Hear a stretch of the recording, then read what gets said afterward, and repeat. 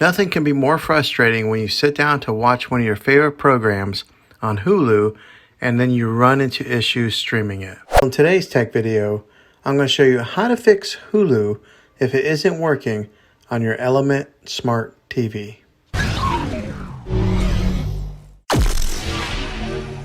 I'm going to show you a few really simple ways to try and solve your problem and get it back up and running again.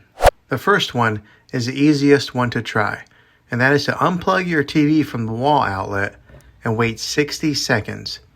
Now don't be impatient here, wait the whole 60 seconds and then plug it back in. This is very different from turning it on and off with your remote control. This is what we call a hard reset of your TV, so make sure you do this method. If that doesn't work, then find your router that is giving you Wi-Fi and unplug the power to that for 60 seconds. Then plug it back in.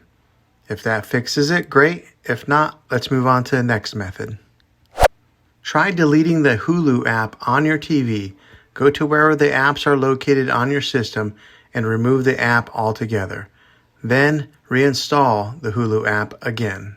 After you reinstall it, you might have to log back in with all your credentials, but hopefully this worked.